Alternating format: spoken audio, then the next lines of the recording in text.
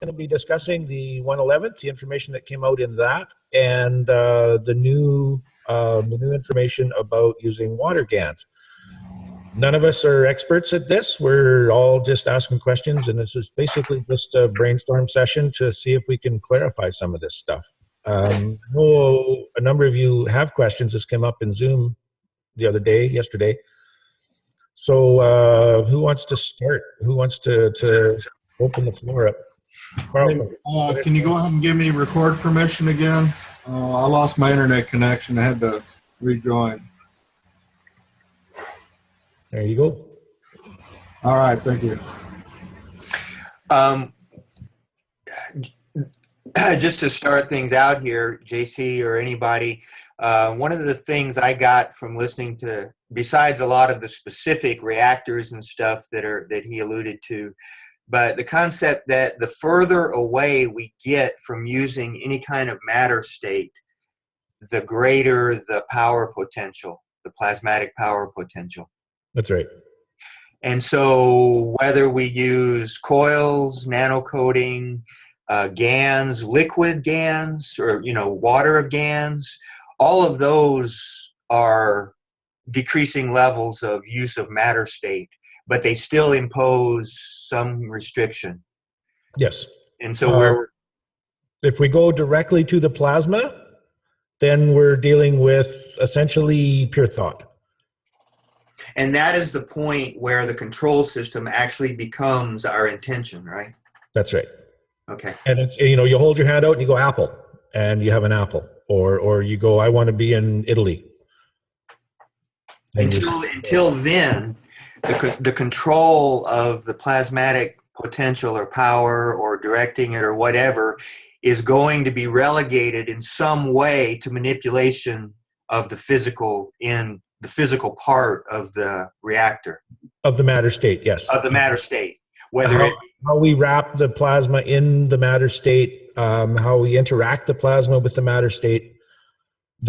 Right now, that's the only tools we have in the logical progression of these steps to alter the plasma itself. What about dealing with the water of plasma, or the liquid plasma, he calls it? Are we still, the manipulation of it is not quite at the intention level, but is it still subject to our conscious thoughts and stuff? Oh, it's right now, it's all subject to your conscious thought. If you get really stressed and you believe you're going to die of cancer, you will die of cancer. You'll create it. You'll create the energetic, the plasmatic effect of that cancer. So we're already there. Yeah. We're doing it now.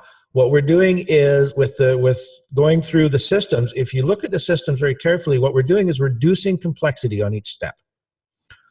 We started with working with a bunch of gases, certain types of gases in a very complex reactor that spins and it does all kinds of crazy things. And then the next step was to remove the gases. We've got this very simple little goo that we play with. Now Can I ask a basic question before we go more into the details?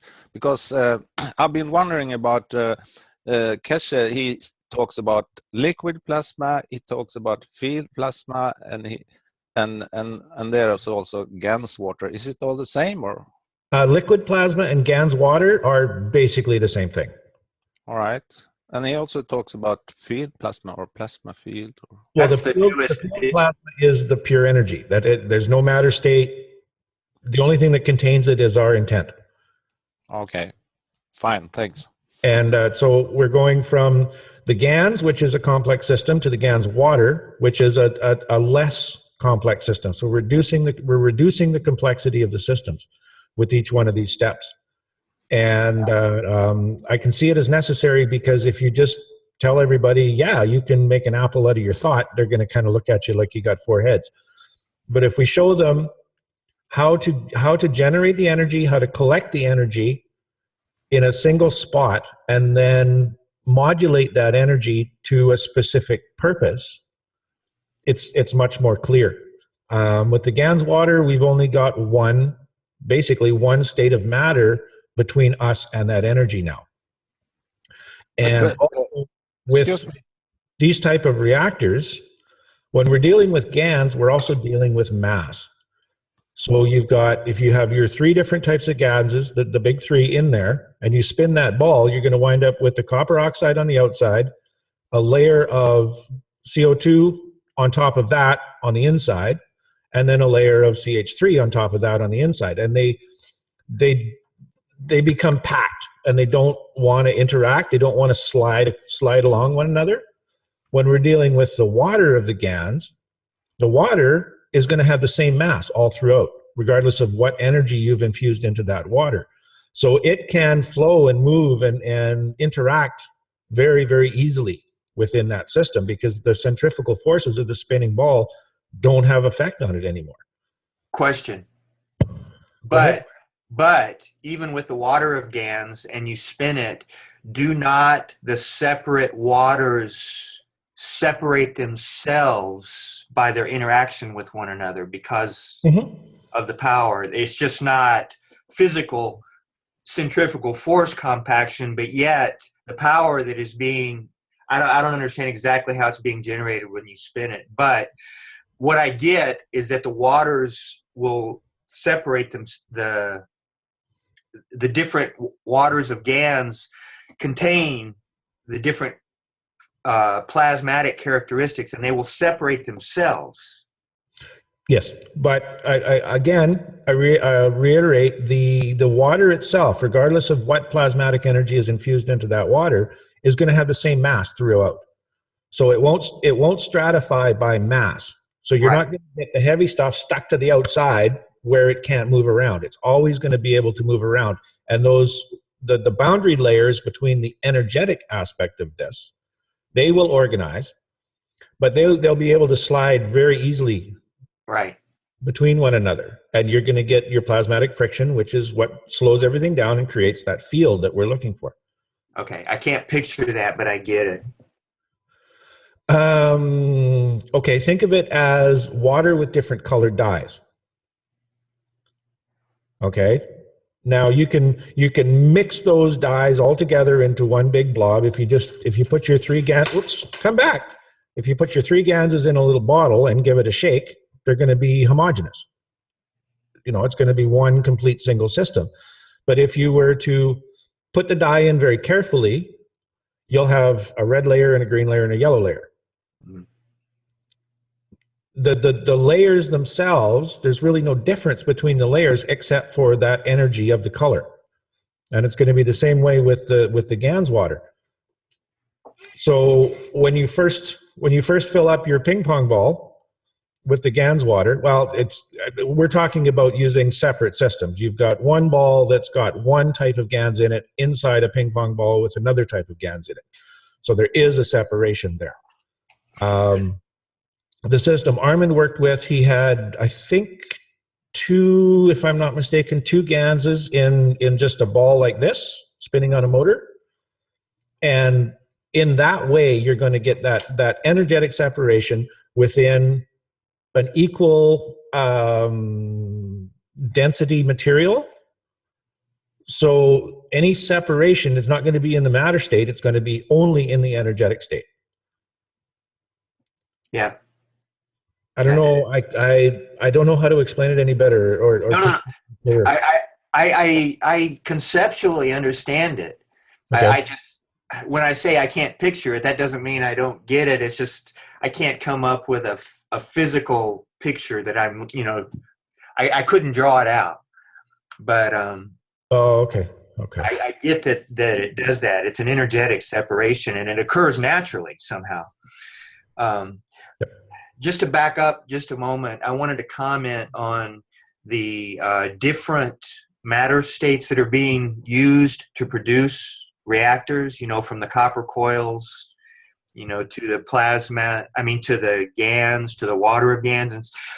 And he made the comment, I think it was in 111, 111, that they were going to continue to produce all of these different states because people are at different levels.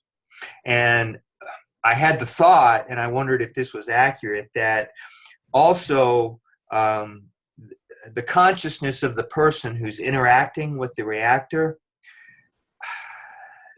if their, what did he talk about? Their intention is going to be less important the more matter state they get involved with. So a lot of the coils and the reactors, that we started with are going to be important, because if you take one of these advanced reactors and interact it with a person who doesn't know how to control their intention, or who has bad intentions, they can produce things they don't want. Of course. Is that an accurate assessment of the situation? I would think so. I would say that's very, very accurate. Also add into that, the older style reactors, the MagGrav systems, they're intended for a specific purpose. Yeah. They're not a broadband system. What we're building with these things is a broadband system, where you can set it up for pretty much anything you want. You can get energy out, you can get light out, you can get sound barriers. That's the first thing I'm working with, is the sound barrier. I want to explore that initially, because that's something that's in your face. I can take anywhere, because I can take this system with a small battery and show anybody anywhere. I can be on the street, and if I get the balance right, we're on a busy street, the cars are going by, people are talking, you can hear the dogs and the birds in the trees and whatever else, and I go, watch this. I turn this thing on, all of a sudden it's silent. And I say, okay, take a step back. They take a step back, and they can hear the birds and the trees and the cars and everything. Again, it's a really in-your-face, undeniable, yeah, there is something really neat going on here. Where, like with the MagGrav system, there's a lot of faith involved. Where, plug it in, let it go, forget about it for 2 months. You don't get that instant show that these newer systems are going to be producing, because we're as we reduce complexity, we're reducing the time frame for results as well. So I want to go into that route first. Now, once I can crack that nut, then I can start working on different systems with light. That's why I've got the clear glass balls. Spin it up and it gets bright, right? But then again, people are going to go, oh, you're putting electricity into it. But I can make a hand crank system, which is, go get a Meccano set and some Lego and build myself a little hand crank system that I can spin this ball up. So we're going from, like you said, we're going from the matter state, which is, it's pretty much set by the matter state. Like the MagGrav system probably isn't going to produce light. It's probably not going to produce a force field that will stop sound, or that'll keep your house dry. But it does generate an analog to electricity. Yeah. So this is the impression that I get when I'm looking at this, is we're starting with something that's very useful, which is the MagGrav system and the health pens, but they're very tightly controlled by the matter state. And now we're moving away from the matter state into something that's a little bit more, I don't know if esoteric is the right word, but a little more fluid. Well, yeah, exactly. The less trust or belief you have in the plasmatic power and potential, the more you need that matter state to show you something, to show you that something's there. Yep. But it takes steps along the route to build that trust, to build that understanding that you need to be careful about how you're thinking, about your emotional state, about, because he did say when you're building the reactors, if you're annoyed, if you get frustrated, set it down, walk away. Yeah. Right. Yeah. The beginning of the teaching of that control system. And I have a strong feeling that over the next 6 months or so, that's going to come right to the front. That you need to be in that state of mind in order to get this stuff to function. And like we've already noticed, people that work with the health pans or the MagGrav systems or any of these energetic systems, If you step into it with a cold, calculating clinical attitude, you don't get good results. If you step into it with just, well, let's have some fun, and it works really good. Yeah, he has alluded to that very directly in the context of using, the spaceship technology. If someone of the wrong intent tries to use it, they will just find themselves excluded from the. Yeah. Well, Mr. Keshe brought this up right at the very beginning when they were working with the complex reactors, with the gas reactors. He's saying that lots of people aren't getting them, they're not starting. There's a whole bunch of people out there that build these things and they can't get them to start. Here's the secret. When I go into the lab, I pray to my reactor. And when I first heard that, I'm like, okay, well, step back. What does he mean by that? And because he's from a different culture, his word pray probably means something different than what I understand here in North America. And a couple of sentences later, he qualified that by saying, I pray by going and I'm asking it to have as much fun as I am. And that click, the switch went on and went, that's it. You got to enjoy the process. And you got to ask the energy that you're working with to enjoy the process, because it's conscious. It's like a dog. If you're training a dog, you train a dog with a stick, yeah, it will do a few things, but you're never going to trust it. If you train a dog with a smile and a pat on the head, you'll always be able to trust it. And it's not just the outward smile, it's the authenticity of the intent. Precisely. Yeah. Precisely. And I use the animal analogy because people understand. The animals know your state of mind. They know if you're upset. You don't even have to say a word. The dog is chewing on the pillow. You walk in and you just kind of grunt. And they know, oh, I'm in trouble, and they back up, right? They know, they can feel the energies, and people understand that really clearly. So I like using that. Okay, well, thank you for considering all my general questions. I don't mean to hijack specifically, discussing what we need to discuss about the 111. No, I have no problem with that, because the more I talk about this stuff, the better I understand it. So I'm happy to do this. Now, specifics. We had. I'm wondering are there any specifics that we need to actually go into here? Construction. Who was asking about sizes yesterday? I can't remember. It might have been me. I was looking at your system, JC, and then I was using this fishbowl concept. I'll raise it up a little higher. Okay. And this thing fits in my 3-gallon fishbowl I used to have for years, and it's outside right now making CO2 GANS. And this one fits inside that.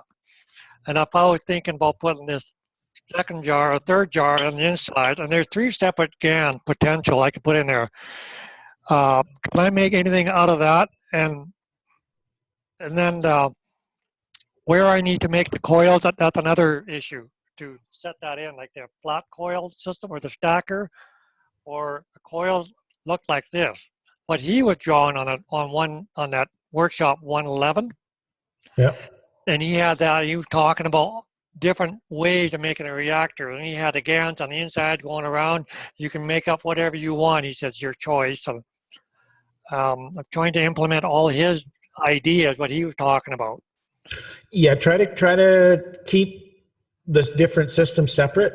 It's going to get really confusing if you try to mix them all together. With the coils, if I understand what he was talking about correctly, the coils are inside the inner ball. Okay, and he said you make a really fine wire, 28 gauge, 30 gauge, very fine wire, because they got to go inside that. Okay, that makes sense. Okay, and I'm not absolutely certain, but I think that by adding the matter state nano coils into the inside of that ball you're creating a control system for a specific purpose. And it needs to be spun as well. It spins with the inner coil, if I remember right. And what I think that's going to do, because of the GANS code and the spiral the type of field shape that you're going to get out of that is it's either going to augment the field of that entire system, or it's going to add something to it, and create a shape with that field, or create a strength with that field. I'm not sure which. What I was seeing is that the tiny 90-degree coils that he had pictured inside the core, that it was attached to a separate motor so that it would spin separately and it could be controlled separately. Quite possible, but I think if you're doing that in something dense like water, you're going to have, because that when you spin that, Yeah, it doesn't I didn't matter what understand direction. how it was working, but Yeah, it doesn't matter what direction that glass ball is going to spin. Whatever's inside that glass ball is going to follow those coils. yeah. This is one of the questions that I had. I'm thinking that maybe that's the step when we go into the vapor system, when we're out That's of what the I was density thinking. of the water. Yeah. And that's kind of a step into like Jodie Foster's Contact, her big machine with the spinning wheels, right? That's kind of what I envision with that. Now, that's just an artistic example of this. It's probably going to manifest in a different way.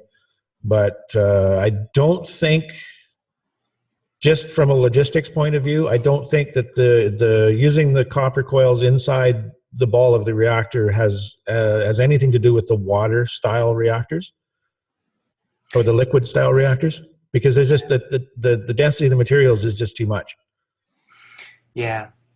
What I did understand though is that the ball that produces an empty core full of energy, Mm-hmm.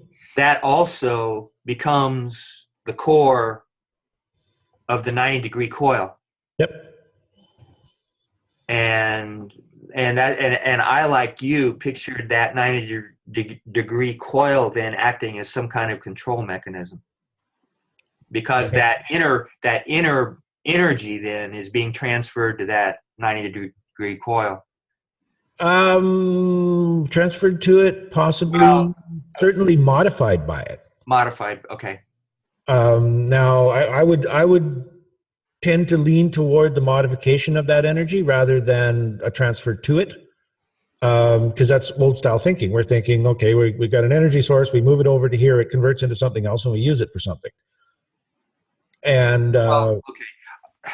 The point I was getting at is I was re-emphasizing your point about it being like a control mechanism, because it's definitely a matter state thing that you're introducing. Yeah, and that matter state, if the plasma enters into it and begins to flow through that nano coating, it's going to create a very specific shape within that matter system. This is something that came up when people were confused about the 90-degree coils and the flat coils. The flat stacker creates a really nice toroid field, and it's intended to do that. That's why it's flat like that. The 90-degree coils creates a spherical field, and you could probably have the 90-degree coil set off at a funny angle and create an oblong field if that's the shape that you needed. So it's kind of leading me to believe that the matter state that we're adding into these systems modifies the speed or the strength and the shape of your plasma field that you're creating. Now, if you want a really fine pinpoint plasma, you're going to want a toroid field with a collector down the center, where that, because the center of that toroid field is going to be the highest possible strength you can have. If you collect it from that point and squirt it out the end, you're going to have a really fine laser, very high energy output of that system. You couldn't do that with a sphere. It wouldn't work properly, because you've got a single point within the center of that sphere, which is a high energy concentration, not a cylinder. Would this be a proper place to mention, or he also talked about building that 90-degree coil out of leaded glass and filling it with water of GANS instead of using the copper wire to Yeah, make again, look at the shape that's going to create. I think that's the important part there is the shape of the field. Okay. Because the purpose of these reactors is to create a usable field. Okay, something that's tangible, something you can walk up and touch. Not electricity. That wasn't the point of making these reactors. Because we're working on the spaceship system now, right? So we need a barrier field, and I think that's the point of these style of reactors, is to create that barrier field. And the simplest one right off the bat is a sphere. Don, back to your question about the sizes. You were asking, I think it was you that was asking about, what size inside, outside, that sort of thing. What comes to my mind is, right off the bat, is ratios. Inner 1, outer 3, larger 5. So I don't think it has to be actually perfect. You probably get better results if it's absolutely accurate, but I don't know quite yet. It may be ratios based on the strength of the GANS itself. So I still have to look at that. But the ones that I'm looking at, I've got 40 millimeter ping pong balls and 18 millimeter inside. So when I put them together, you can't even see that, it's so bright. I've got basically I'm looking at a ratio of the diameter to the radius, or the difference in the radius of the two. So instead of having a really big ball and a very, very, a couple of millimeters between the inside and the outside ball, I'm trying to get that balanced as much as I can. So like I think I mentioned a 10 and a 30. So the difference between the inner and the outer ball is the diameter of the inner ball. So your distance across is the same as the distance across here to the outside ball. I don't know if that's actually accurate. It just feels balanced to me doing it that way. Now, if your GANS you're using is, say, a 1:5:8 ratio, maybe that would be the ratio to use for your reactors. Or the inverse of that even, because the 1 is a very weak GANS, the 5 is a medium, and the 8 is a strong one. The strong one, you may not need as much in there. Well, then, because you were talking about using lead GAN, you said like 2 milliliter, you add it to the GANS. That's all it takes to change it. I think he said 2 drops, which is 100 microliters. Yeah, very little. Well, again, it depends on the volume of your thing. I mean, the volume of that is very small. I don't even think it's 1 cc. So I couldn't fit 2 milliliters in there. It just wouldn't go. I think if we get into too much to trying to figuring out the sizes and the distances and the weights of the GANSes and all that stuff, we're getting more and more technical. And he keeps that. I think my point, I understand what you're talking about, Ed. I think my point is it's an intuitive thing. Yeah. When you pick up, you pick up 2 bottles of GANSes or 2 bottles of GANS water, and you go, okay, this one's really strong, this one's not so strong. I need lots of this and a little bit of this. Yeah. My point was not to poo-poo any of this. My point was to say that working with these balls and sizes and stuff, I think, is still a step along the way, because a lot of this fine control of things, he keeps saying it's very simple. Yeah. And I think we're going to discover ways, for instance, the homogeneity subject.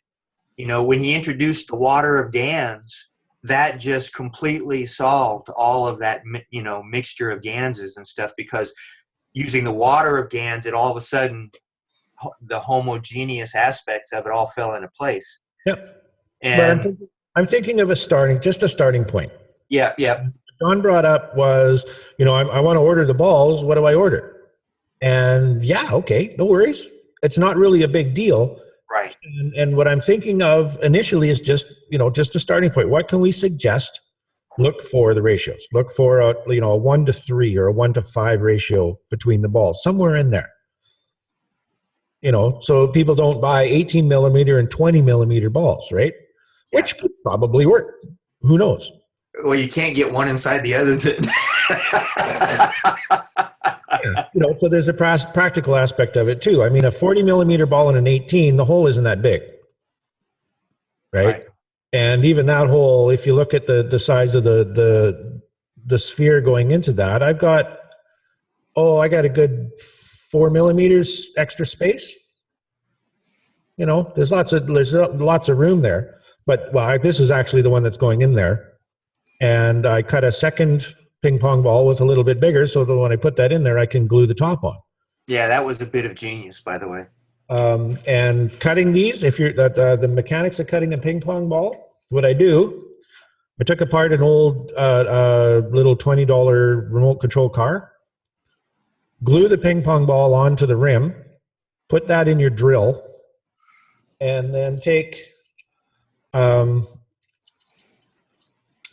X-Acto knife, and while it's spinning, just cut into it, and you get a really nice, straight, smooth cut, and It's like a lathe. Exactly, it's just like a lathe. The one thing that I need to bring up, how can I show this on camera? I can probably show it that way. Ping pong balls have this ridge on the inside. So be careful when you're cutting them. I did these ones wrong. I'm going to have to do them again, because this ridge, when it's spinning, it's going to cause turbulence inside the system. And I don't know if you can see it inside this ball, but you see how that ridge kind of runs in a. Yeah, we can see it. It's going to make a mess of a nice, smooth laminar flow within there. So I'm going to redo these and have that ridge running right around the equator. And that way it's not going to affect the flow. But I'm still going to play with this just to see if we want that turbulence. Cool. So what is the RPM on that little motor you got there? That one's about 1,700. And then was Armin about $4,000. Okay, where did you get that? This is a cooling fan out of a server. If you look right there, Yeah. there's 2 servers sitting there, and I just ripped the fans out of those. Let me Alright, give Mark. some information on electric motors that y'all may not be aware of. And that is that electric motors really are only rated at their current level. And that means that it'll give so much torque for current level. You'll see a rating in there of how many RPMs it'll spin per volt. All right. Now it may be a 12-volt motor, but you can put 50 volts into a 12-volt motor, and it'll spin that many multiple times of faster. So that's how you can control a motor, and you don't need to. And this is my experience with the electric bicycles that I've created. So I understand how that works. So you don't have to be concerned about burning up a motor because it goes too slow and you need it to spin faster by giving it more voltage. Yeah, if give it more voltage and not more current, and it'll be fine. Yeah, if you're going to overvolt your motors, make sure you put in a current limiting system. Because the more, if you think of voltage as pressure, current is flow. If you have a garden hose that's rated at 40 psi, it's going to put so much water through it. If you kick that up to 400 psi, all of a sudden you got a hell of a lot more water going through. So the flow increases. So if you increase your voltage, your current goes up. So you need to put a current limiting system in there to keep the current within the amperage, within what the motor can handle, what the windings of the motor can handle. Because you can burn up a motor if you just, if you got a 1.5-volt motor and you stick it on a car battery, it's not going to last very long. But if you put it on the car battery with a current limiting resistor, so it can only get as much current as it would normally get from a 1.5-volt battery, it'll spin like crazy forever. Well, till the bearings go. But yeah, Carl's essentially right. There's a little more to it than just kicking the voltage up, though. Most people like this one, this motor here.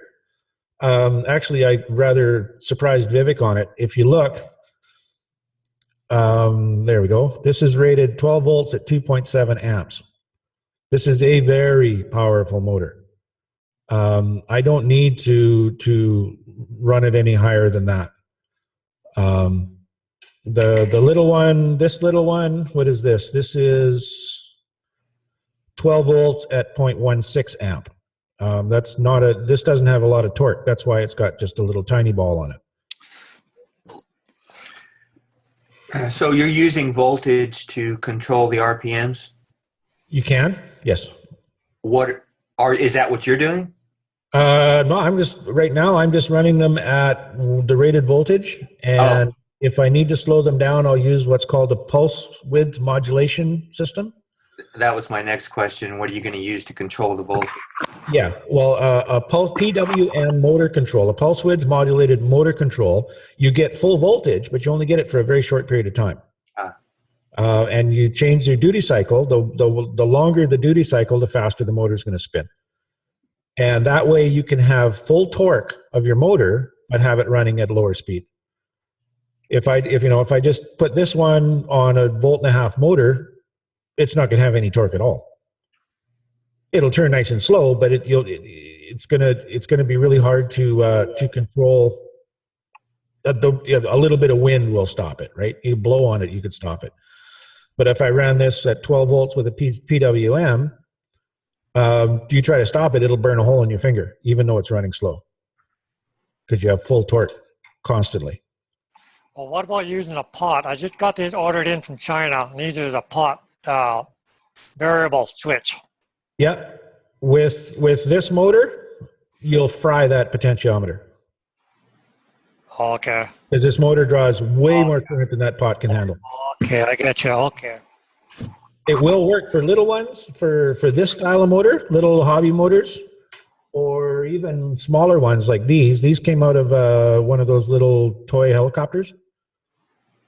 A pot will work just fine for that. But again, when you add resistance, you're limiting the current, which limits your the Gauss field forces within the magnets, and drops your torque. Okay. But we're not going to need that much torque, do you think? Well, that depends. One of the questions that I had was, do the inside ball and the outside ball spin in opposite directions? If they do, yes, you will. Because you're always going to be fighting against that laminar flow within the boundary layer between the inner and the outer. Okay. So why do you think that they should that they might need to spin in opposite directions? Two fields of thought on this. We know from the drawings that Mr. Keshe has done that the magnetic and the gravitational are opposite spirals. Okay? One goes in, one goes out. If we want to add those spirals together, we need to turn in opposite directions. Right? If we want to cancel those out, we need to turn in the same direction. Because if they're both turning in the same direction, you've got two opposite spirals moving, one energy coming in, one energy going out, but they're going in opposite directions. If they're spinning in opposite directions, actually no, there's three schools of thought. I'm not sure which one of these is correct. If they're spinning in opposite directions, you could have either a reversal of one of those spirals, so the spirals are moving in the same direction, or the opposite directions are going to cause interference patterns within the spiraling field. How do I describe this? I can picture it in my head. You get two spirals moving together, you get little diamonds that shift and move around, and it's kind of an optical illusion sort of thing. Different speeds, though. Sorry? At different speeds that you're talking about. Same direction, It doesn't matter what the different speeds. It's the interaction between the peak and the trough of the waveform as it's traveling one over top of the other. When two peaks get together, it's really high. When two troughs get together, it's really low. When a peak and a trough gets together, it neutralizes. And that, because it's a moving system, that's going to constantly be in flux and constantly be moving. In an equal turn, so they're both turning in the same speed, the same direction, you're not going to have that same kind of interaction. It's going to be a more or less a static interaction. The fields are going to create their spirals and they're going to stay at that position. So you'll have a static peak and a trough moving around your circle. If they're moving in opposite directions, they should be interacting, constantly, just like sound waves. Wah, wah, wah, you get the heterodyne from a sound wave, or you mix two colors of light together, you get a third color. That's the same thing. So I'm not quite there yet. He didn't specify that they needed to move in opposite directions or equal directions. He just said they both move. Yeah, when you mentioned this, all the possibilities of this. Yeah, when you mentioned this, I have a thought here that in a little while he'll release more information where these balls will be spinning at sometimes in the same direction, sometimes in opposite directions, and that's going to give us our control for our spacecraft as to which direction we're moving in. Yeah, because what we're looking at is, excuse me, what we're looking at is control of the field strengths, the interaction between the fields, and the speed of the fields. So, and I don't think the speed of the fields has anything to do with rotation, but because that's not the way we think about it. But yeah, I agree. If you alter the speed of the inner ball compared to the outer ball, you're going to have a different effect within your field interactions. And depending upon what you want out of that field, I'm not up to that level yet. I don't have that level of detail. But yeah, it's going to make a difference in the field interactions, definitely.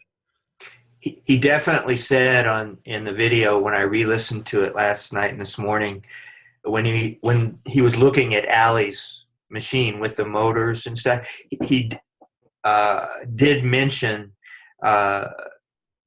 playing with it.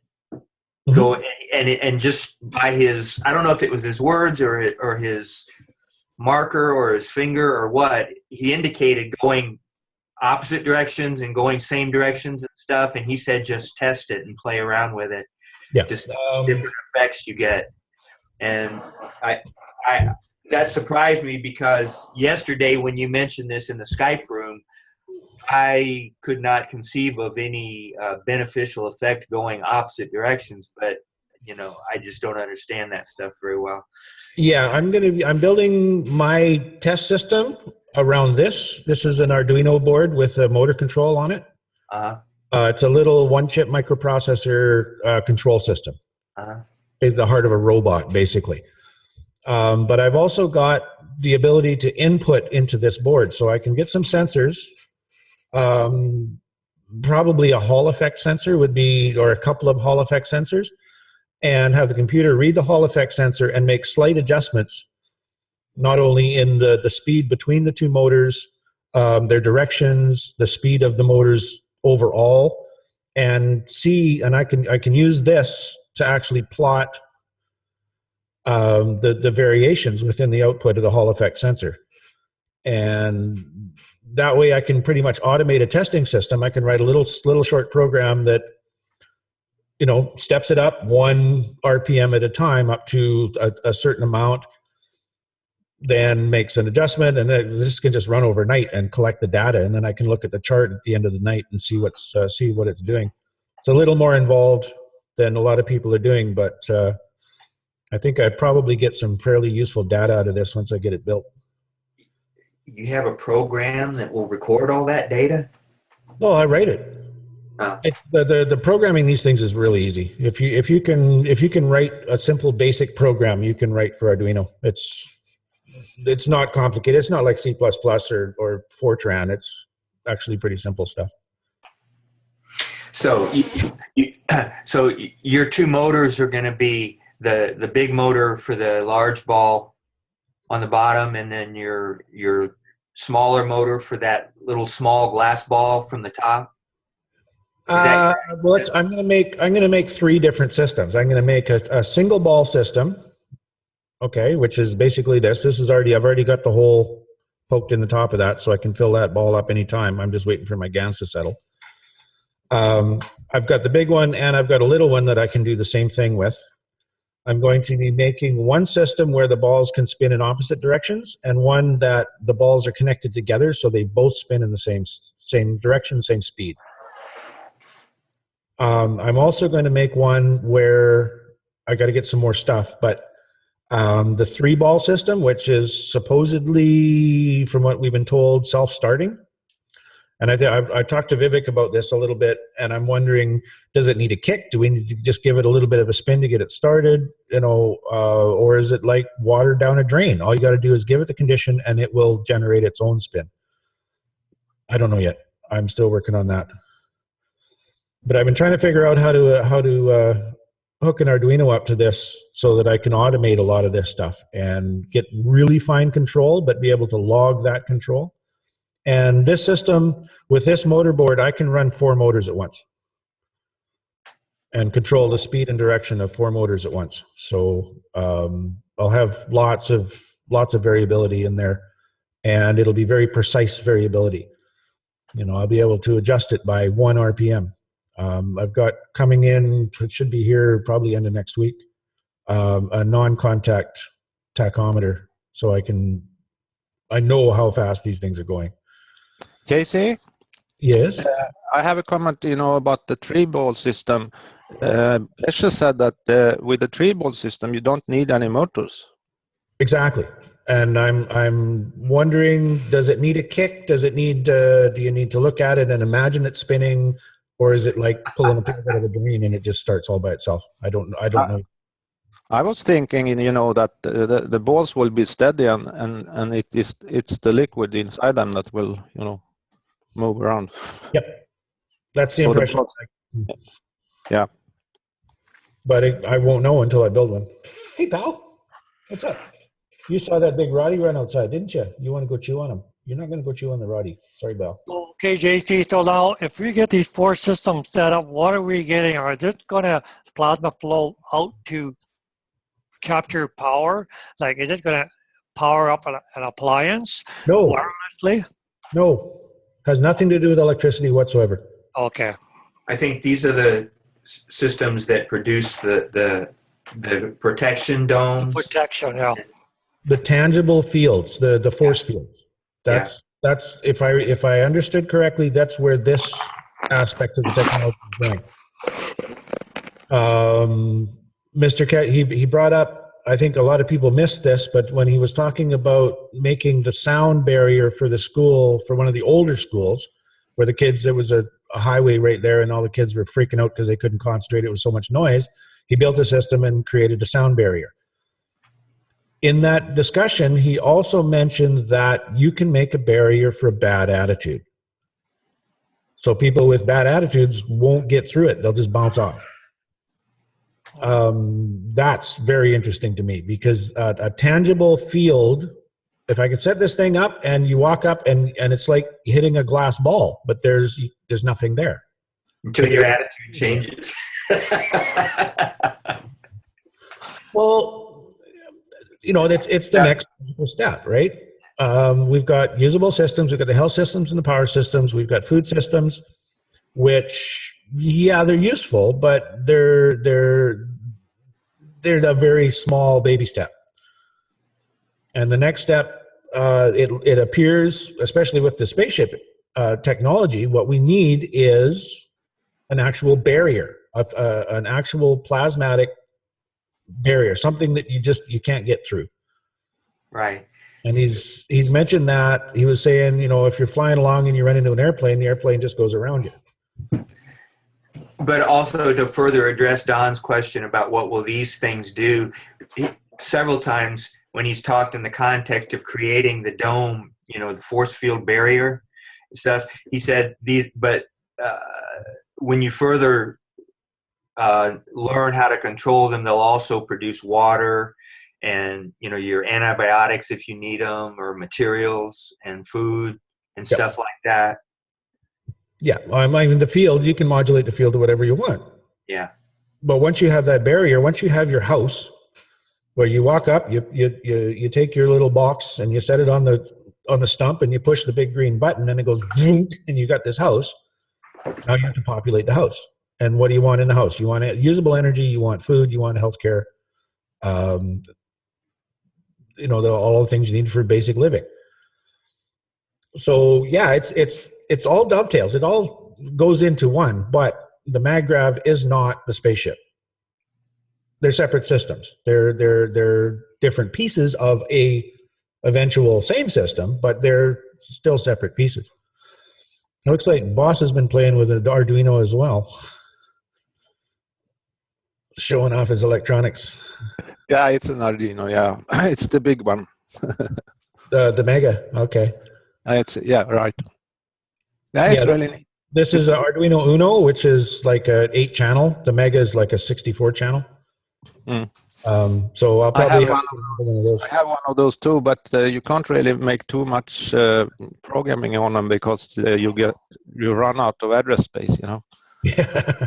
So if you put a lot of different devices and sensors on the Uno, you will run out of memory. Yeah. Yeah, like I have a little SD card on this one, and if you want that, you need to have a bigger one. Yeah, I grabbed this just because I wanted to start playing with the Arduino and learn it. So I spent $4 on the Uno rather than $34 on the Mega. But yeah, I know on AliExpress lately the Arduino Megas, the knockoffs are cheap. They're like $4 or $5 now. Exactly. Yeah, they're so cheap. Yep. You know, $4 if I blow it up, who cares? You know, but a brand name Arduino, if I go down to the electronic shop and buy a brand name Arduino, they're $60. Yep. I also bought it from that same Chinese provider. Yeah. So, yeah, for anybody with a little bit of programming skills, got some electronics background, these are so cool. And you can get the shields. They're just boards with pins that plug on to the processor, and you just plug the two together. Yeah, sure. Now I can't do it. You just plug the two together, click, and it's done. Yeah, it's really neat. Fire it up, and you can get all kinds of different stacks. You can get RFID stuff. You can get wireless, Wi-Fi, motor controllers, light boards, all kinds of different things. Yeah, I have an SMS chip, so I can talk to it with SMS, you know. It's pretty nice. Yep.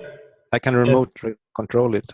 Yeah, and if you got some programming skills, you can even go wireless, and your computer can talk to the board. And you can have the board send the data directly to your computer and not even store it. Yep. GPS stuff, I mean, one of the coolest things, this will run on a little battery pack, and I can plug in a GPS board on this, and it'll do a data logging when I'm out riding my bike. And I come home and I plug it into the computer, download the data, and stick it on Google Maps, and it just draws my route on Google Maps. All kinds of cool stuff. So what are you guys going to be doing? You've seen what I've been playing with here. Let me put the overhead camera back on. And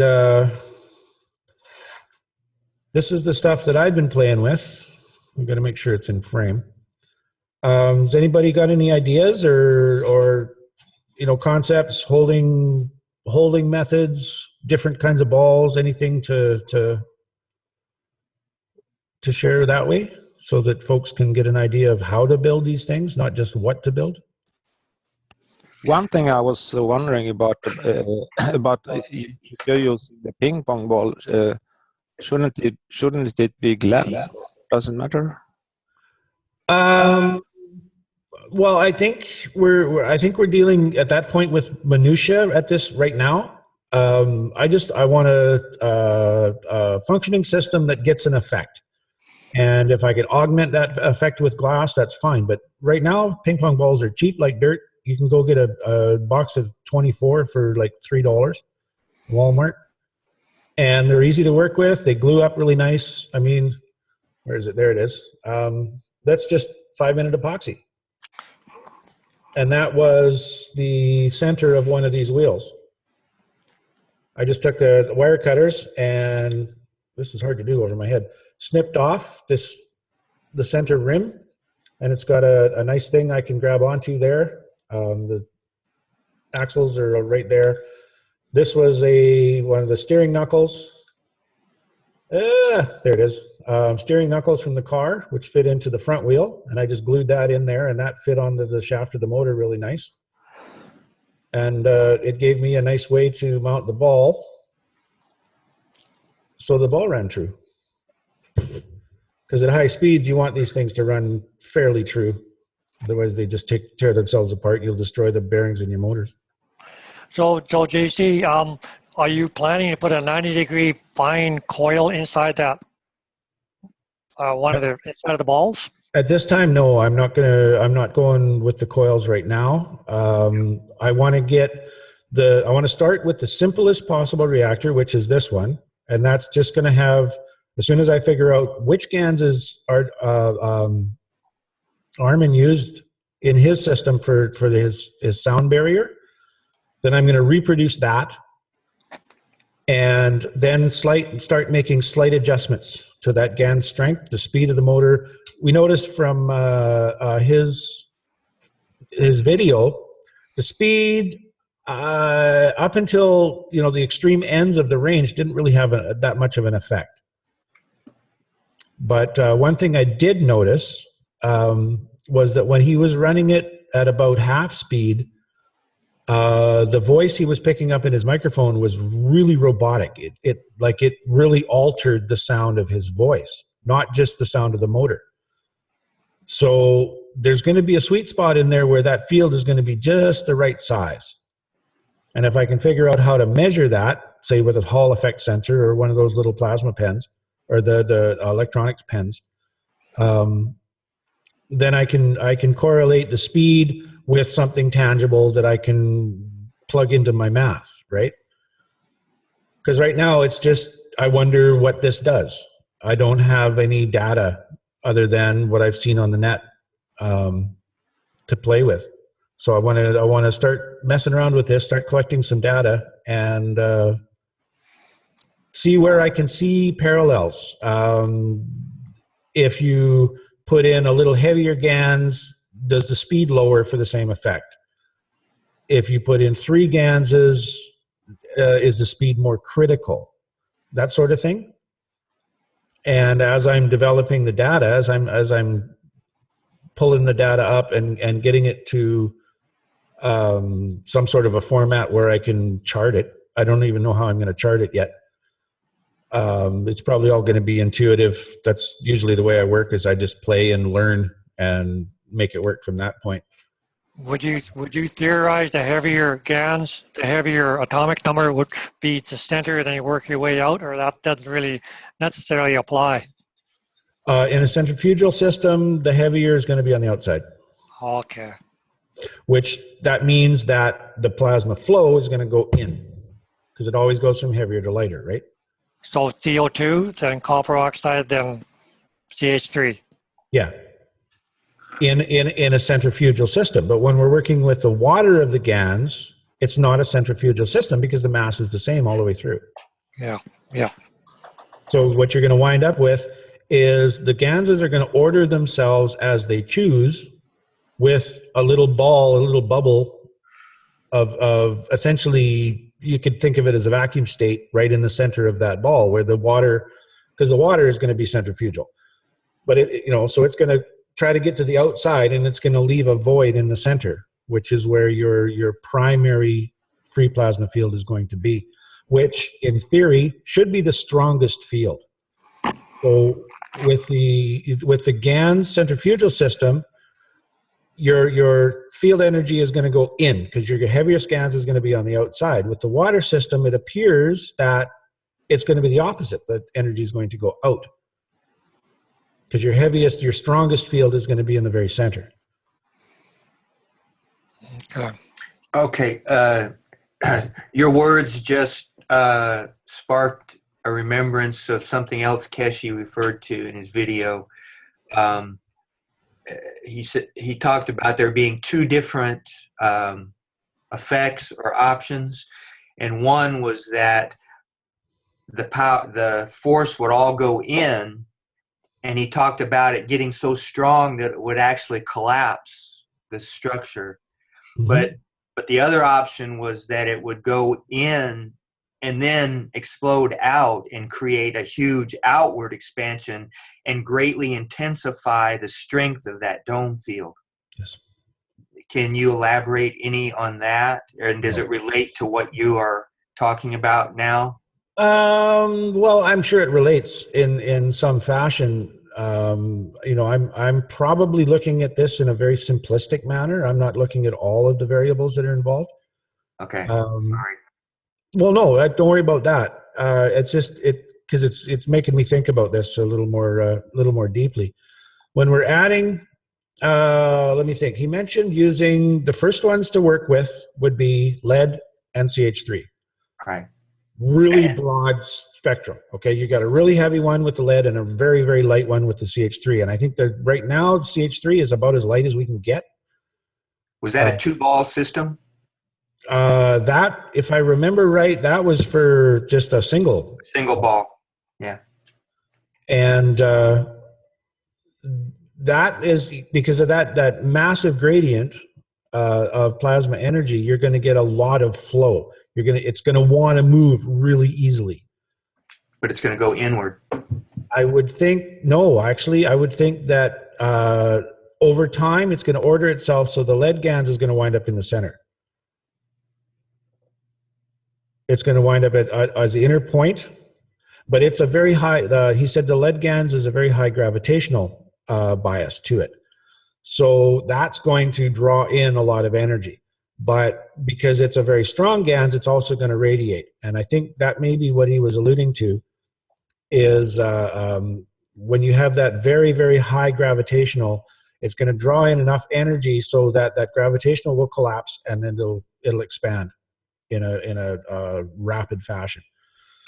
Okay, so it's also worth mentioning that if we go back to the lesson where he taught us about the generator, plasma generator, he has a sink. The sink is made of lead GANS, but the sink also connects back to the plasma bed caps. So the sink is what promotes flow. By virtue of it being a gravitational field by itself, it's going to pull in the plasma into itself. But at the same time, it can't just keep pulling and do nothing with it. It has to let out because it needs to achieve its own state of balance. Otherwise, it won't be the GANS of lead. So we're going to see a very similar effect happening within the ball itself. When you have the lead at the center of the ball, CH3 on the outside, it's going to pull. It's going to pull to a point where it now needs to achieve the balance, and that's where it releases a tremendous amount of plasma energy. And I think once you can set up a friction between those two, the very high energy CH3 and the very high gravitational lead, that's where you're going to get your actual boundary layer. Is when you set up that friction, it's going to. You remember in the plasma group, Rick was mentioning that when he was playing with his plasma ball and his little light up pen, that he found there was a spot about 70 centimeters or 80 centimeters away where there was another layer of this magnetic energy. Yeah, he mentioned that. I think we're looking at a very similar sort of thing once we start getting that frictional interaction between the very strong magnetical CH3 and the very strong gravitational lead GANS. Now, where that's going to manifest, I don't know. I get a feeling that size doesn't matter. So if you want to cover a city, you could do it with a little ball like this if you get the balance right. Just to clarify, when you're talking about a lead and CH3 system, we're talking about water of GANS, not GANS. Yeah, yeah. We're not dealing with GANS in and of itself anymore, except to energize the water. Right. So all of the stuff that we're talking about, when we're talking about lead GANS, we're talking about just the water of the water. Yeah. Otherwise, the lead couldn't end up in the center. Yeah, well, let's just call it lead water then, instead of lead GANS. I mean, I can understand the need to delineate certain, and yeah, so it could get very confusing. So I'll try to remember to just call it lead water. And so is there any difference between the single unit that we're talking about? This is the one unit that you just held up that can do this with a city. Well, so what would happen if you change it up to 4 systems, 4 separate balls spinning in different directions? What's that going to do? You're going to have four interacting plasma spheres. Now, not only will you have the friction of the interaction between the two GANS waters that are in that ball, but you're also going to have the interaction of the fields that are being emitted by that. How they interact, I don't think how they interact isn't really that important. The shape of it and the strength of it is going to determine the outcome. Whether you're going to have, maybe that's how you make the rooms inside your ship. Okay. Right? You've got one very strong reactor with a certain configuration that makes the basic shape of the hull, and then you've got smaller reactors which create the bubbles interacting with that to create the walls within your ship. He actually drew on his whiteboard a configuration of these different reactors, and the context of it was in making a spaceship move different directions. Mm-hmm. Yeah, if you have high gravitational out front and high energetic at the back, you're going that way. Because you're going to be drawn that way. That's how the gravitational effect works. So yeah, and I mean, the balance, I think in the long run, when we start working on this, the balance is going to be really fussy, because we're going to have 3-4 dozen separate little reactors all spaced around in space, creating all of these different effects, and you're going to have a myriad of different field interactions, because every time you add another reactor, you're adding an exponent to the total interaction equation. If you got four reactors, you've got 16 field reactions. If you've got 8 reactors, you've got 64 field interactions. It's going to get pretty crazy after a while. Start adding. This is where I'm hoping that intention becomes the controlling factor, because when he talked about how in Ali's thing, his intention before he actually moved or spoke was what was controlling the plasmatic interference with the sound. Was that Ali's or was that Armin's? That was Armin's machine. I may have the wrong name, but yeah, when he was showing the reactor that Armin made, I guess I'm sorry, I had the wrong name. Yeah, as soon as he decided to change it, it changed. Right, and so perhaps in these multi-reactor systems, it will be your intent that will control all this fine movement that's necessary to create the movement in the rooms and stuff like that. Well, the computer that is our brain is way more suited to do that kind of control. That's kind of why I want to go into the Arduino system. Yeah, is because that's going to give me a finer degree of control, a more accurate degree of control. And whether or not that's the right direction to go, I don't know. I won't know until I play with it. Nothing. You can't do anything wrong. Well, yeah. I mean, if it falls apart, I just learned a good way not to do it. But I'm going to have fun doing it because I like playing with the Arduinos and blowing up electronics. I mean, who knows? These things, they're pretty tough, but as soon as I infuse it with a plasma field, maybe it'll stop working. I don't know.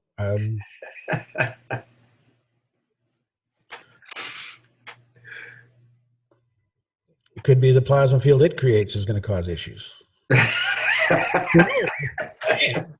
I'm learning this stuff just like you guys are.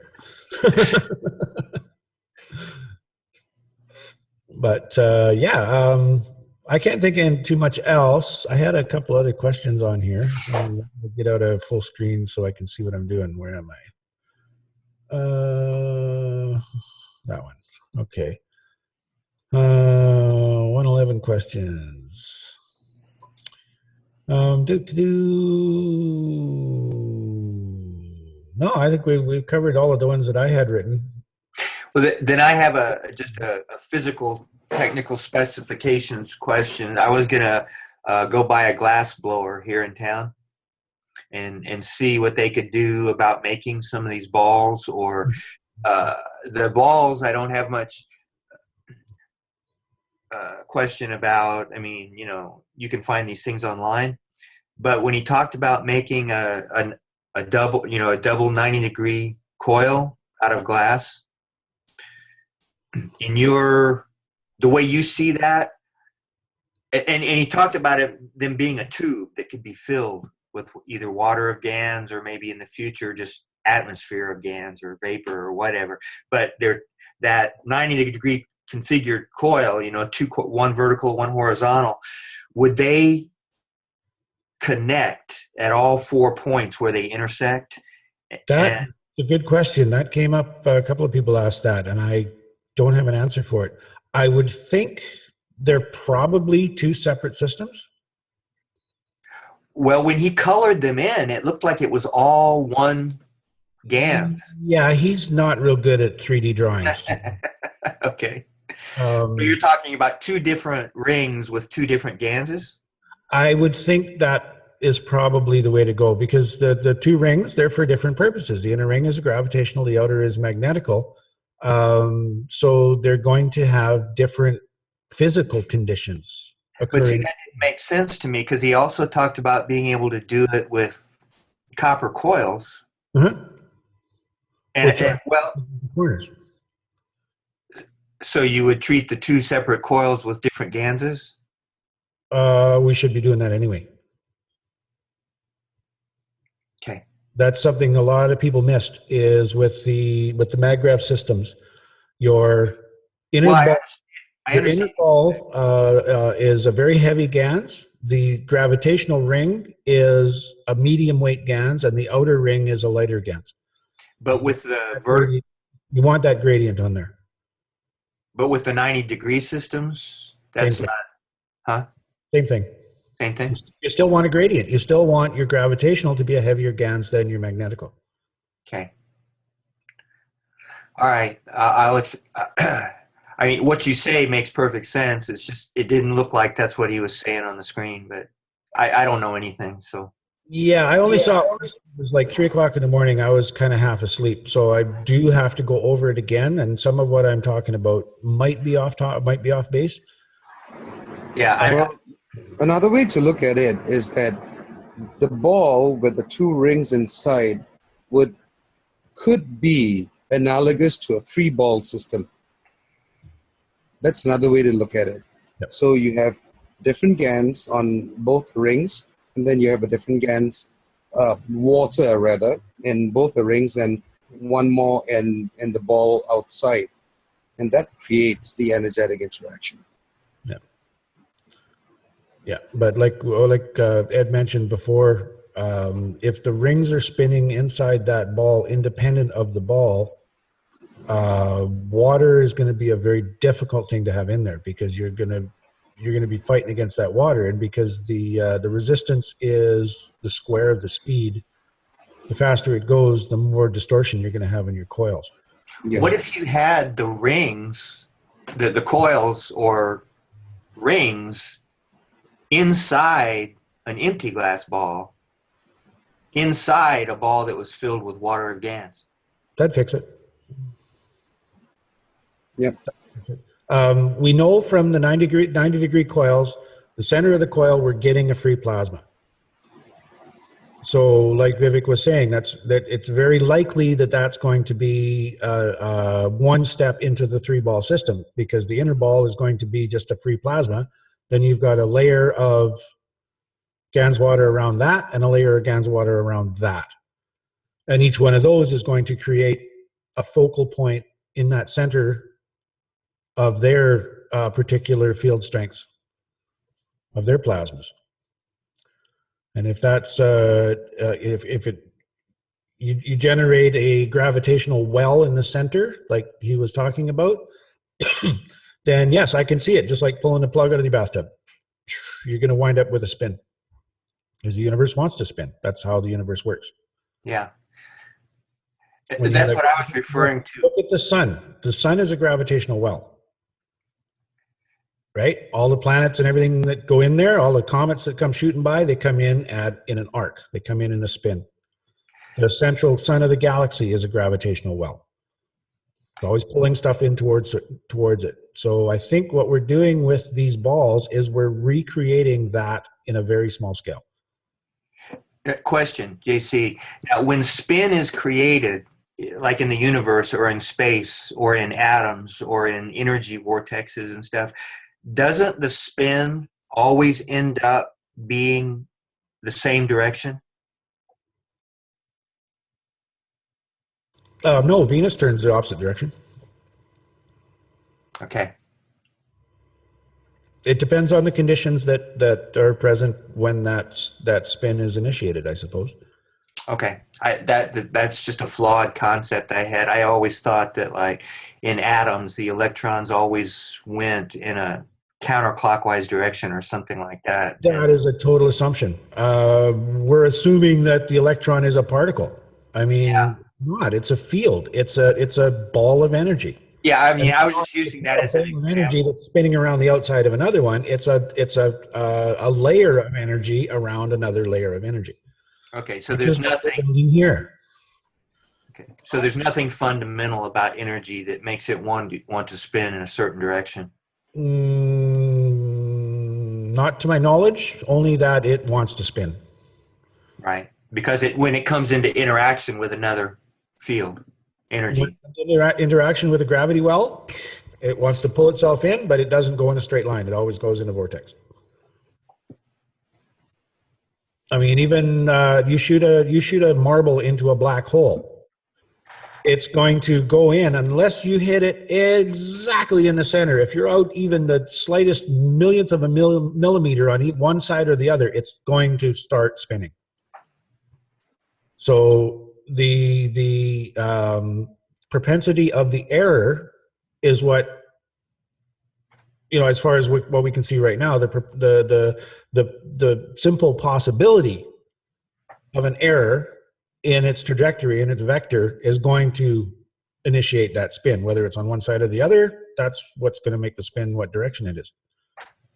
That's one of the reasons why John and I were discussing the setup where you have one ball within another. So you have the plasma water of certain characteristics within the inner ball, and that's situated into plasma water of another characteristics on the outer ball, and only the outer ball is connected to a motor. And when you spin the outer ball, you let the inner ball decide based on its characteristics and the field interactions that are going on inside, how it wants to spin relative to the outer ball. Won't the water, though, from the outer ball affect that inner ball? To some degree it will. Yes, there's going to be, the laminar flow across that surface is going to have some friction. So there will be some effect there. So you're thinking, though, that there may be enough energetic reaction to overcome that? Maybe not at really high speed, but we don't know. We don't know if these things have to turn at 1200 RPM or 1500 RPM. They may work just fine at 5. Yeah. Okay. Any insight on Keshe's 2500 RPM being the maximum effect? On the system that he built at that time, the sweet spot was somewhere between 24 and 2500 RPM. Right. Okay. I don't know how big it was. I don't know the diameter. I don't know what material it was made of. The sweet spot on this one may be $4,000. The sweet spot on this one may be 10,000. I don't know. It also has a lot to do with where you are on Earth. For example, with GANS production, I've never been able to get any meaningful amount of GANS with a salinity level of about 8 to 10%. I've always had to use about 15 to 20% salinity in order to have good GANS production. So that also plays an effect. I mean, if you were to think about a spaceship configuration, the closer you come into a planet, the more one gravitational or magnetical will have to spin faster than the other in order to do what you want the spaceship to do. For example, if you want the spaceship to orbit around the planet, you'd have to spin it at a certain level. If you want the spaceship to enter the atmosphere but stay at a certain level above the ground, you'll have to spin it at a different level. So what works for one person in one part of the world may not necessarily work for another person in another part of the world. It's actually a dynamic system. So we need to find the balance at where we are based on the environment that we're in. Yeah, and it may not even be the spin that creates those conditions. Yeah.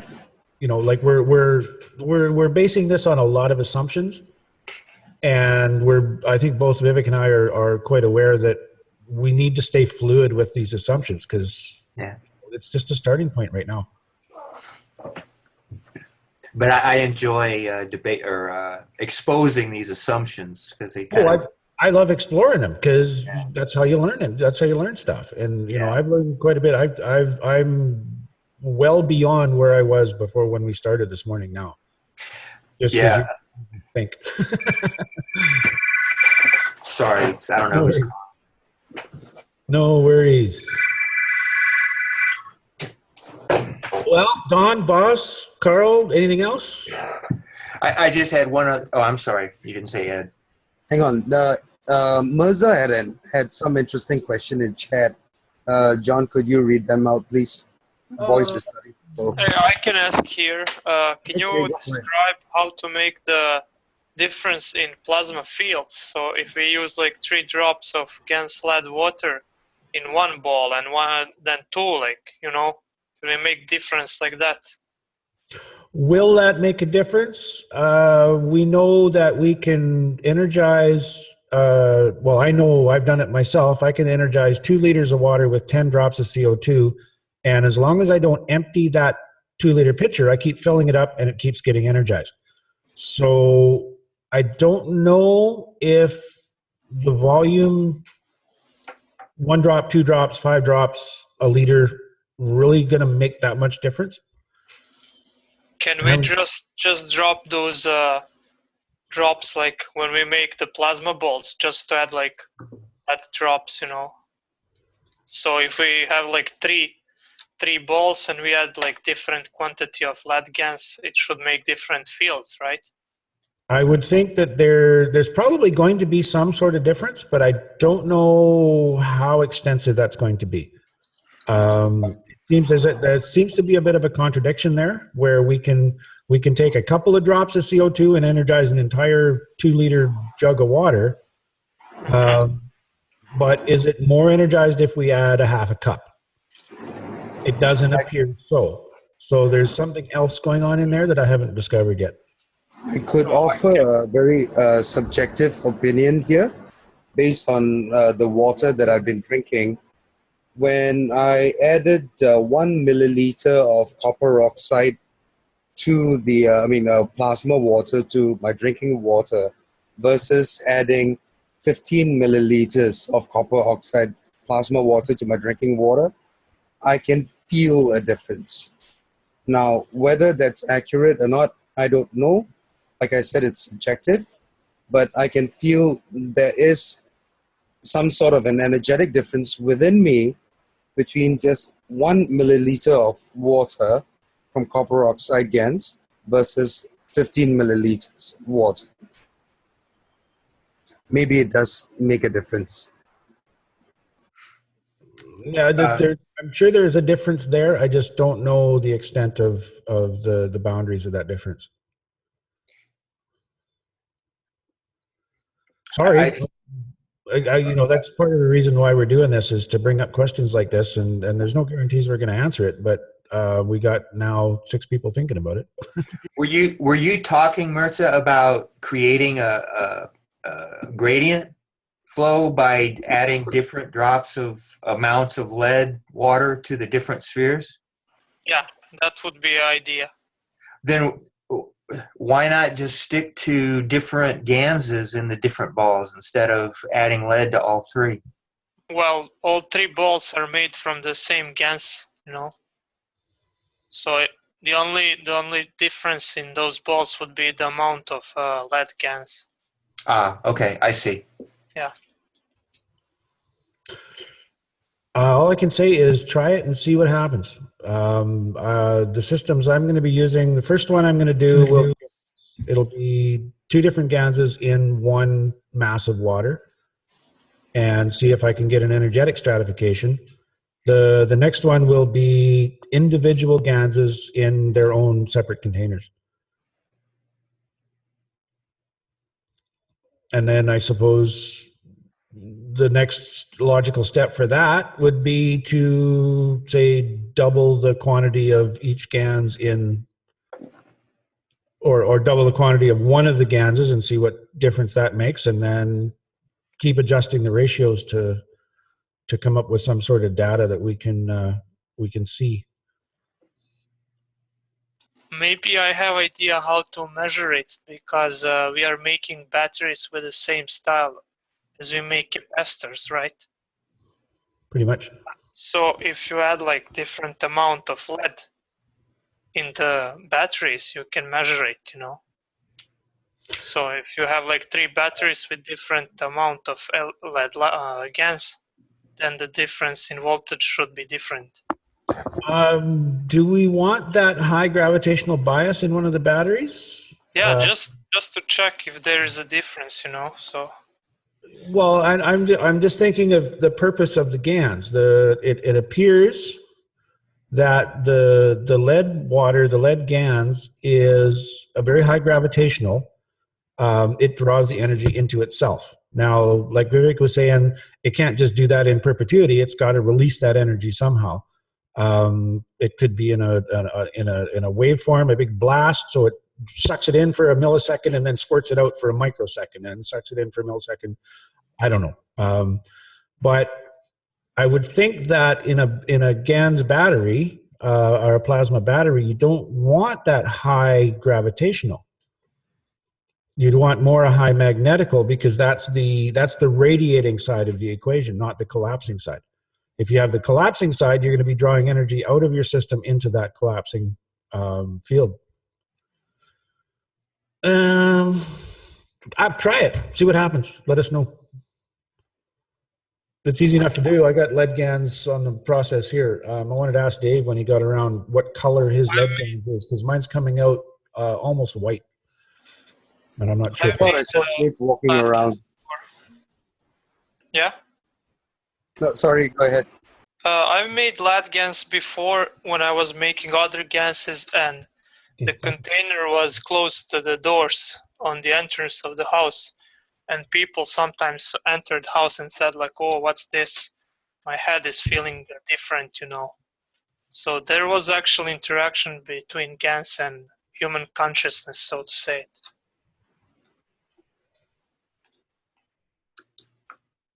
That's what I'm getting. Carl, you showed pictures of you and Darko were making GANs using the lead plates out of a battery. Well, actually, he had taken some small batteries. I think it was 9-volt batteries. I mean, it wasn't the plates out of a battery. It was the metal that was wrapped around it. Oh. We were thinking that was zinc, but it was coming out. It was giving us an orange-looking type of GAN. So we're not really sure what that was. Okay. I misunderstood. I thought you were talking about 12-volt batteries. No. These are just the small throwaway, batteries, that's in the device. Right. I think they were 9-volt. He was pulling them from. I'm just using fishing weights for my lead. But be careful and get lead fishing weights, because there's some out there that aren't lead. I think it says on the package, environmentally friendly. What about wheel weights? Yeah, wheel weights would probably do it. There's a big chunk of steel in the wheel weights, though. You could melt them down easy enough. If you've got a propane torch, you could melt the lead off of them in a matter of minutes. Even a 22 shell. Would that be lead? Not anymore. If they're really old ones, they would be.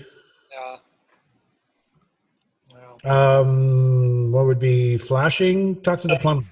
I don't know. Some of the older guy plumbers, they probably still have some really good lead flashing around. What about the battery terminals of cars and trucks? Those could be lead. Yep, those are lead. And the only thing about that, I would definitely melt those down, and that would get rid of any sulfation or hydrogen contamination that might be in the lead itself. Because it's, you soak a piece of lead in sulfuric acid for 5 years, you're probably gonna have a hard time getting that sulfuric acid out without actually burning it off. And contamination, whether or not, I don't know. I'm inclined to look at not allowing the contamination in if possible. That's why we're using distilled water instead of tap water. And the copper sources, the zinc sources. When I use an unknown copper source, I have lousy results. If I use like roofing copper, which I know is 99.99% pure copper, then I get really good results. So, but I tried it with a copper pipe, and I know the copper pipe, they're not pure copper, and the GANS was horrible. I wasn't happy with it at all. yeah, you can Google it. There's a lot of specification on copper pipe. There's a lot of mixture of brass in it for different purposes. I get a book that's that thick, all about that stuff. Yes. So, yeah. So I don't know. It sounds like we're winding down here. If anybody else has any more to add, get it out. I just had one thought from a few minutes ago when you were talking about the rotation, the different speeds of rotation, and how, maybe 2,500 wasn't all that important, or 1,700 or whatever. Something that reinforces that, at least in my mind, is Keshe's talking about, mass producing these, tents, force field tents or covers, and just using computer fans. Yeah. Cheap ones. Yep. And they don't go that fast. Yeah, that's just like, I don't know, it's like 1,300 or 1,500 RPM. It's not very quick. I'll give me a week and a half. I'll probably be able to tell you exactly what speed they're running at. I'm waiting for my TAC to come in. So I just ordered it earlier on. Right. So, I could be wrong. This one screams. Yeah. I mean, this one moves like 200 cubic feet a minute. This is an amazingly powerful fan, but it's very loud. It's very noisy. That's why I want to use it for the sound barrier test. Because if I can shut that one up, something definitely going on. Yes. I mean, I had to rip them out of the servers because I couldn't even run the servers in the same room I'm working in, because it's just this horrible sound all the time. So I ripped these fans out, and I replaced them with these ones, which I siliconed right on top of the processor heat sinks. And now they run nice and quiet, and I can actually have them running in the same room that I'm sitting in. But if you've ever been in a server room where they got 30 or 40 of them, you can hardly hear yourself think. They're so loud. It's just the price matter, It's much more expensive with fans that is not noisy. Yeah. I mean, you can get squirrel cage fans that move that kind of air and be really quiet, but they're expensive. And look at well, I would say this little fan moves about a quarter of the air of your home heating furnace fan. So that'll give you an idea of how much power is in this thing. And when I'm running this on 12 volts, I've got an actual supply that'll supply enough current for it. it'll burn a hole in your finger before you'll stop that fan. That's why I got the tape around it so it doesn't blow air all over the place, because then papers are flying and hair's like this and I can't see.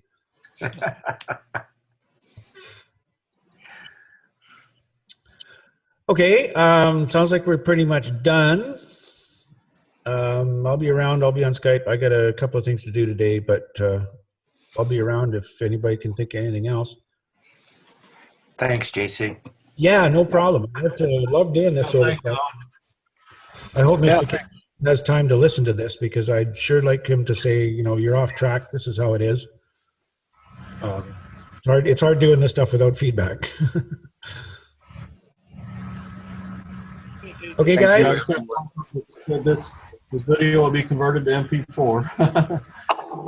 Yeah, I'll convert this and I'll throw it up on Dropbox, and I'll throw a link in the Skype chat for anybody that wants, or in the Zoom chat. No, Skype chat.